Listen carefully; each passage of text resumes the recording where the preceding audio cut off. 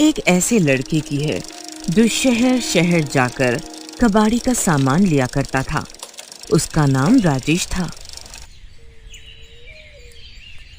वो एक छोटे से घर में अपनी माँ, पापा और एक छोटे भाई के साथ रहता था। वो अपनी साइकिल पर कबाड़ी का सामान लादे रहता था। वो शहर की गलियों में घूम घूम कर लोगों से कबाड़ का सामान लिया करता था और उसे एक बहुत बड़े कबाड़ की दुकान पर जाकर बेच दिया करता था, जिससे वो अपने घर का गुजारा किया करता था। उसका घर ऐसी जगह पर था जहां बिजली, पानी की व्यवस्था नहीं थी और वहां के रास्ते पक्के नहीं थे। राजेश भी उन्हीं रास्तों से आया जाया करता था। एक दिन सुबह सुबह राजेश गलियों में कबाड़ लेने के लिए गया था। आज उसे काम में और दिन से ज्यादा फायदा हुआ था। शाम होने में समय था तो उसने सोचा कि अभी तो शाम होने में थोड़ा समय है तो मैं और इलाकों में चला जाता हूँ। यही सब सोचकर वो निकल पड़ा और उसे वहां जाकर भी बहुत कबाड़े का सामान मिला। ऐसा करते करते उसे शाम हो गई। फिर उसने सोचा, अरे आज तो समय का पता ही नहीं लगा। मुझे घर पहुंचते पहुंचते आज तो पक्का रात हो जाएगी। वैसे वो अपने घर से बहुत दूर आ गया था। हे भगवान, आज तो मैं काम के चक्कर में बहुत लेट हो गया हूँ। माँ, पापा और भाई मेरी राह देख रहे होंगे। मुझे जल्द से जल्द घर पहुँचना चाहिए। वैसे तो उसके घर का रास्ता बहुत दूर था, लेकिन उसने सोचा कि अगर मैं जंगल के रास्ते से घर जाऊंगा तो शायद जल्दी ही घर पहुंच जाऊंगा। यही सब सोचकर वो जंगल के रास्ते घर को निकल गया। जंगल में बहुत अंधेरा था तो उसे कुछ सही से दिखाई नहीं दे रहा था।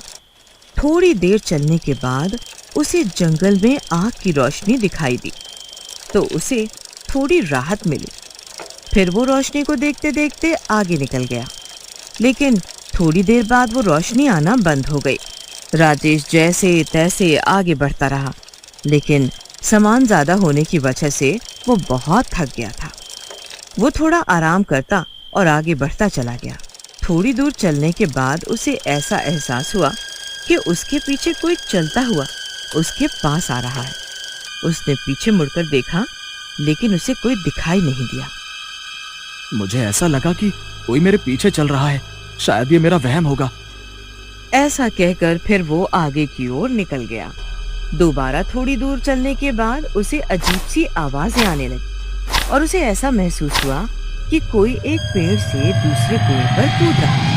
उसने पीछे मुड़कर देखा, एक सफेद लंबे बालों वाली बुढ़िया डायन थी। उसे विश्वास नहीं हुआ, क्योंकि एक बुढ़िया औरत ऐसे कैसे कूद सकती है। एक बुढ़िया ऐसे कैसे पेड़ों पर कूद सकती है, वो भी इतने बड़े जंगल में क्या करेगी? लगता है कि मैं आज ज्यादा थक गया हूँ, इसलिए मुझे ऐसा महसूस हो रहा है। वो और आगे बढ़ता रहा। थोड़ी देर में सब आवाजें आना बंद हो गई। उसे चलते चलते बहुत देर हो गई थी और उसकी साइकिल का वजन भी बढ़ता जा रहा था। अचानक उसने महसूस किया कि अरे ये क्या, मेरी साइकिल का वजन इतना बढ़ता क्यों जा रहा है? शायद मैं कुछ ज्यादा ही थक गया हूँ। यहाँ पर थोड़ा सा आराम कर लेता हूँ। उसने थोड़ी दूर पर साइकिल को खड़ा किया और आराम करने के लिए एक पेड़ के नीचे लेट गया। फिर वो थोड़ा सा आराम करके उठा और अपनी साइकिल के पास आने लगा तो उसने देखा कि एक बुढ़िया थी जो हवा में उड़ रही थी।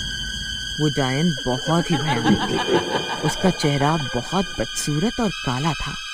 उसकी एक लंबी सी नाक थी और उसके लंबे लंबे सफेद बाल, बड़े बड़े नाखून और उल्टे पैर थे।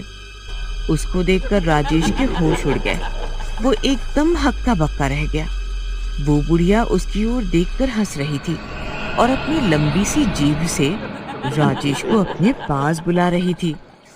अच्छा, तो ये वही खून पीनी डायन है जिसके बारे में सरपंच जी ने बताया था। तो इसका मतलब यही वो डायन थी जिसका मुझे थोड़ी देर पहले एहसास हुआ था। उसको देखकर वो समझ गया था कि आज ये मेरा खून पी कर रहेगी। वो डायन अपने हाथ की अंगुली से हवा में कुछ जादू करती और उसे अपने पास बुला रही थी। वो अपनी जान बचाने के लिए साइकिल और कबाड़ के सामान को छोड़कर अपने घर की ओर बहुत तेजी से भागने लगा और वो डायन भी उसके पीछे तेजी से भागने लगी और भागते समय वो डायन और भी भयानक लग रही थी।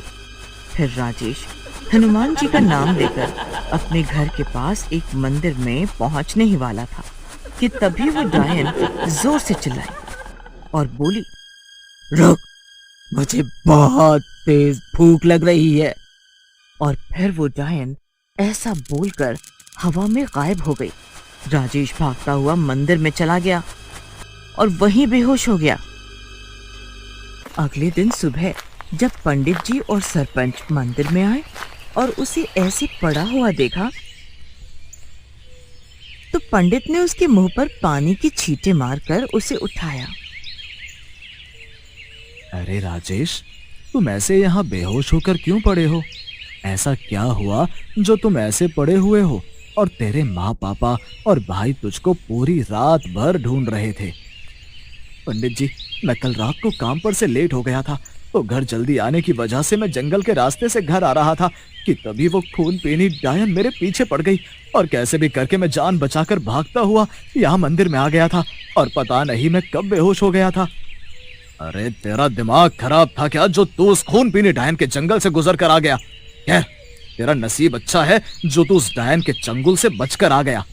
शायद तुझे भगवान ने बचा लिया। चल अब खड़ा हो और भगवान का शुक्रिया अदा कर दे कि तुझे भगवान ने बचा लिया। फिर राजेश ने खड़े होकर भगवान के आगे हाथ जोड़े और उनका शुक्रिया अदा किया। फिर वो घर गया और अपने घर वालों को सारी बातें बताई।